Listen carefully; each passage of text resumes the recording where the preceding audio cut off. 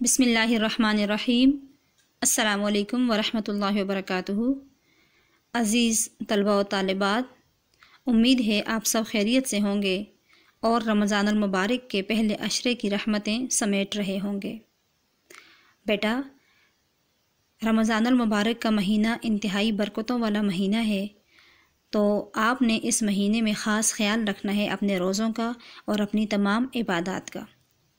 तो आइए अब चलते हैं अपने सबक की तरफ। हमारा आज का सबक है सूरह अनफ़ाल की आयत नंबर 23 ता 26, यानी आयत नंबर 23, 24, 25 और 26 आज हम पढ़ेंगे। तो आप इसका तर्जुमा देख लीजिए बेटा। अऊज़ु बिल्लाहि मिनश्शैतानिर रजीम, बिस्मिल्लाहिर रहमानिर रहीम। वलौ, और अगर, अलिमा, जान लेता, अल्लाहु, अल्लाह ताला, फ़ीहिम, उनमें, खैरन, कोई भलाई, ला, तो, अस्मा, सुनवा देता, हम, उनको। बेटा, आपको याद होगा कि पिछले सबक में हमने समात के 4 दर्जे पढ़े थे। उन 4 दर्जों में पहला दर्जा ये था कि जो सुन के भी नहीं सुनते, यानी शर्रत दवाब। तो यहाँ अल्लाह ताला ये फरमा रहे हैं कि अगर अल्लाह ताला उन शर्रत दवाब, यानी वो लोग जो बात को सुनते हैं लेकिन किसी सूरत समझते नहीं हैं, तो अल्लाह ताला फरमा रहे हैं कि वो लोग अगर अल्लाह ताला उनमें कोई भलाई पा लेता। अब भलाई क्या है? यहाँ पर जो लफ्ज़ खैर है, इस लफ्ज़ में खैर से मुराद, भलाई से मुराद तलब हक़ है। यानी अगर अल्लाह ताला उनमें हक़ की तलब देख लेते, अल्लाह जानते कि इनके दिलों में हक़ की तलब है, तो अल्लाह ताला उनको सुनवा देते। सुनवाने से मुराद यानी उन्हें समात के अगले 3 दर्जों में से कोई दर्जा अता फरमा देते।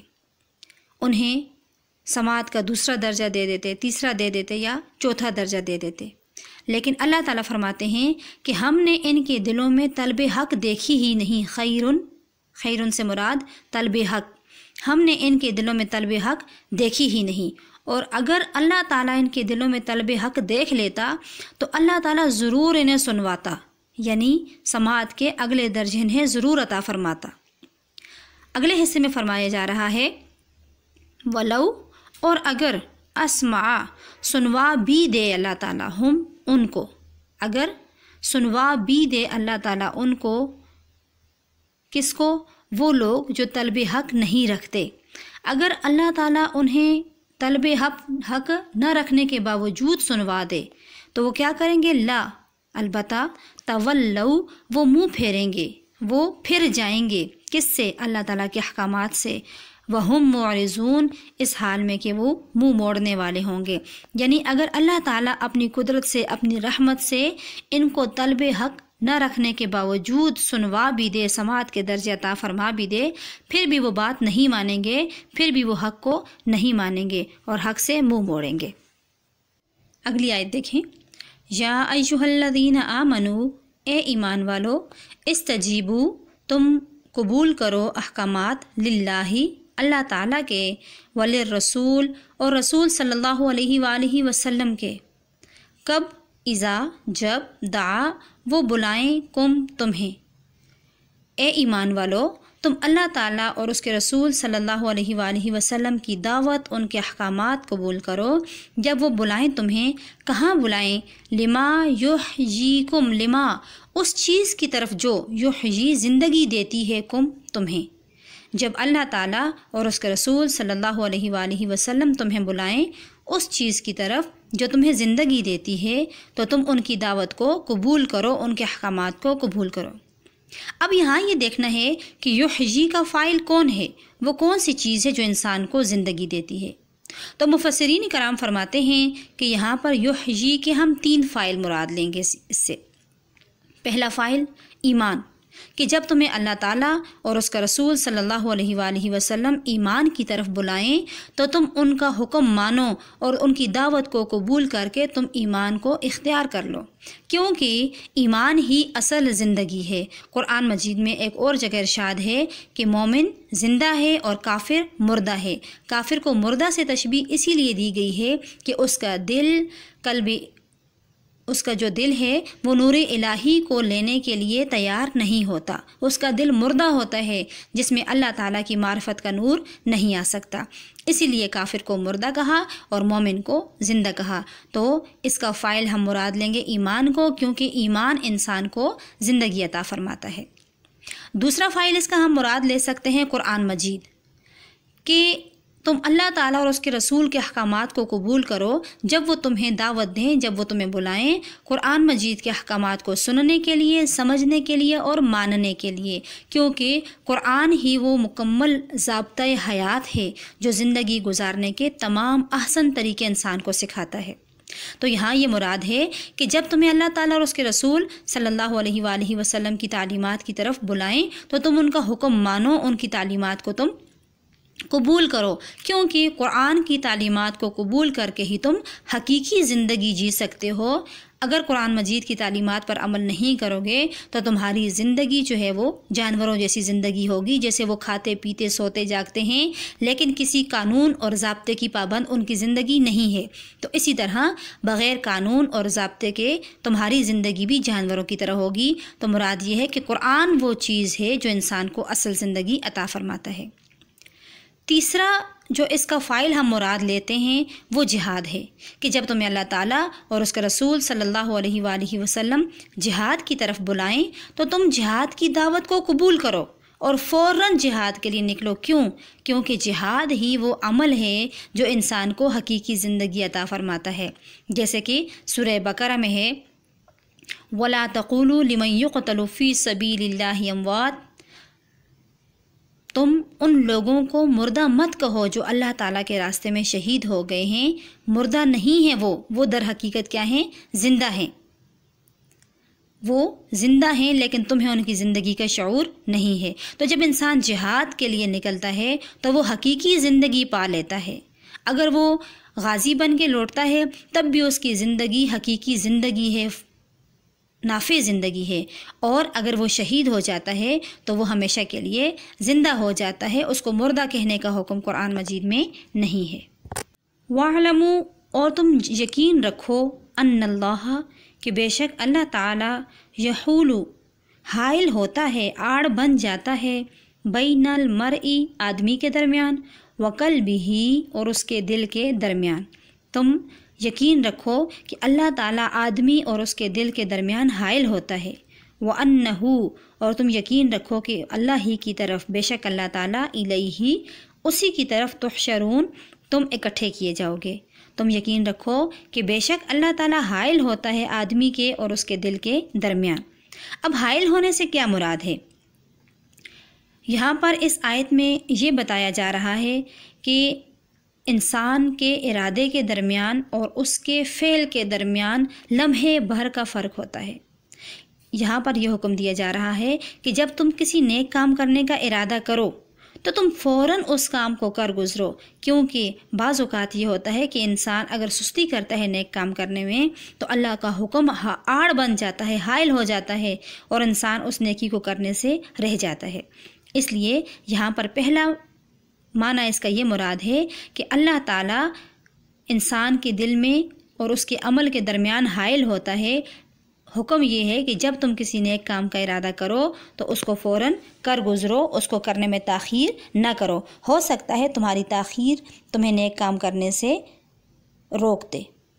دوسرا مطلب اس آیت سے یہ مراد لیں گے ہم کہ اللہ تعالیٰ ہر وقت ہر انسان کے دل کے قریب ہے، جیسے کہ ایک دوسری آیت مبارکہ میں ہے وَنَحْنُ أَقْرَبُ إِلَيْهِ مِنْ حَبْلِ الْوَرِيدِ، کہ ہم تمہاری شارک سے بھی زیادہ قریب ہیں، ہم جانتے ہیں کہ تمہاری سوچ کیا ہے، تمہارا میلان کس طرف کس ٹائم ہو رہا ہے۔ تو دوسرا معنی یہاں پر یہ مراد ہے کہ اللہ تعالیٰ انسان کے دل اور برائی کے درمیان آڑ بن جاتے ہیں، حائل ہو جاتے ہیں، کہ جب انسان کسی برائی کو کرنے کا ارادہ کرتا ہے تو درمیان میں اللہ تعالیٰ آڑ بن کر اس انسان کو اس برائی سے روک لیتے ہیں۔ دونوں معنی یقیناً آپ کو سمجھ آ گئے ہوں گے کہ اللہ تعالیٰ آڑ بن جاتے ہیں انسان کے دل اور برائی کے درمیان، کہ جب انسان برائی کا ارادہ کرتا ہے تو اللہ تعالیٰ حائل ہو کر اس کو برائی سے روک دیتے ہیں۔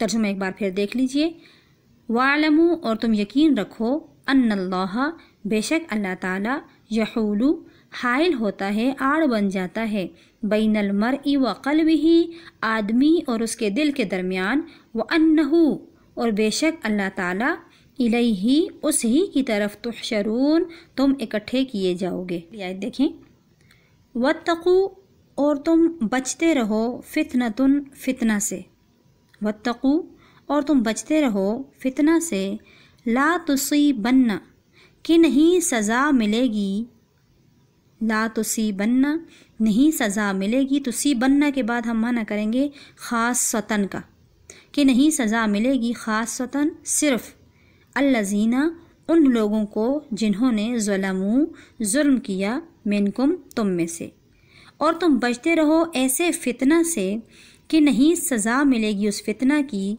ख़ासतन सिर्फ़, अल्लज़ीना ज़ुलमू मिनकुम उन लोगों को जिन्होंने तुम में से जुल्म किया। अब यहाँ पर ऐसा कौन सा फितना है जिससे मुराद ये ली जा रही है कि सिर्फ उस फितने करने वालों को सज़ा नहीं मिलेगी बल्कि बाकी लोग भी शरीक होंगे। यहाँ पर फितना से मुराद अमर बिल मारूफ और नही अनिल मुनकर से रुकना है कि तुम अमर बिल मारूफ और नही अनिल मुनकर का फरीज़ा सरअंजाम देते रहो। फितना से मुराद अमर बिल मारूफ नही अनिल मुनकर के फरीज़ा को छोड़ देना है कि जब तुम किसी को गलत काम करते हुए देखो तो उसको ज़रूर रोको, क्योंकि जब तुम गलत काम करते हुए देखोगे और रोकोगे नहीं तो सिर्फ उसको सज़ा नहीं मिलेगी जो गलत काम कर रहा है, बल्कि उन लोगों को भी मिलेगी जिन्होंने देखा और उसको गुनाह जाना और बावजूद ताकत रखते हुए उन्हें न रोका। और तुम बचते रहो ऐसे फितना से, ऐसे गुनाह से कि नहीं पहुँचेगी सिर्फ उन लोगों को सज़ा जिन्होंने जुल्म किया, यानी सिर्फ करने वालों को सज़ा नहीं मिलेगी बल्कि जो देखने वाले हैं उन्हें भी सज़ा मिलेगी, क्योंकि बावजूद कुदरत रखने के उन्होंने रोका नहीं। वालमू और तुम यकीन रखो, अन्नल्लाह कि बेशक अल्लाह ताला शदीदुल इक़ाब सख्त सज़ा देने वाला है। अगर तुम बावजूद कुदरत रखने के रोकोगे नहीं, फितना इख्तियार करोगे, फितने से बाज नहीं आओगे, ख़ुद तो नेक काम करते हो, ख़ुद तो बुराई नहीं करते, लेकिन दूसरों को नेक काम की तरगीब नहीं देते और दूसरों को बुराई से नहीं रोकते, तो तुम्हें भी अल्लाह ताला का सख्त अजाब सहना पड़ेगा। अगली आयत देखें, वज़कुरू और तुम याद करो उस वक्त को, इज़ जब, तुम कलीलुन बहुत कम तादाद में थे।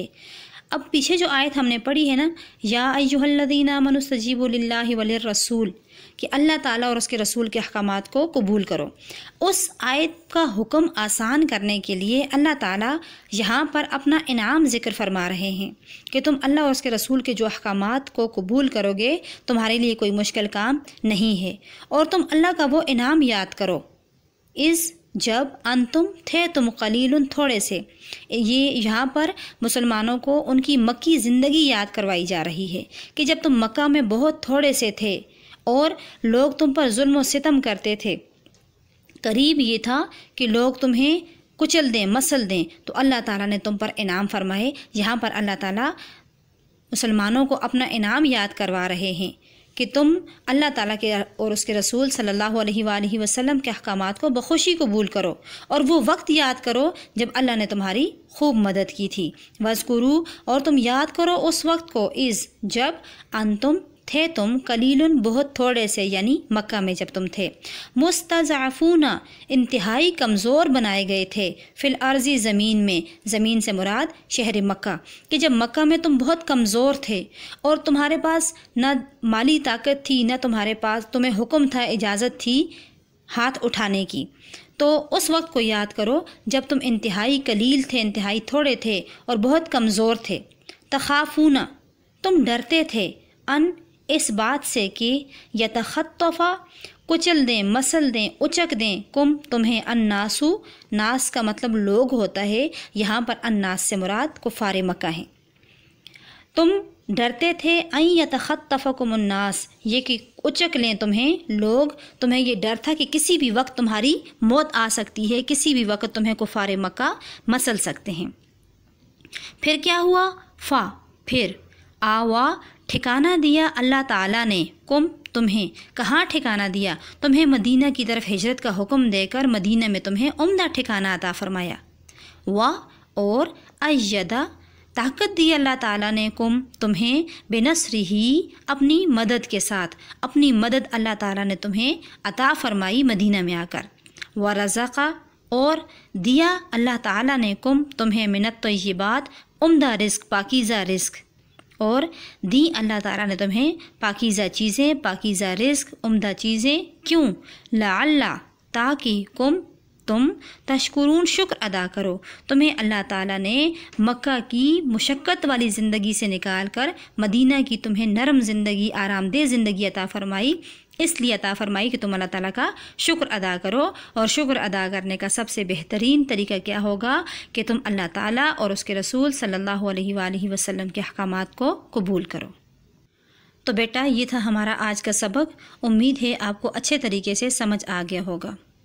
آپ اپنا ہوم ورک دیکھ لیں کہ اس سبق کے آخر میں سوال نمبر 3 ہے، السؤال الثالث، جس میں لکھا ہوا ہے مندرجہ ذیل عبارات کا مفہوم بیان کیجیے۔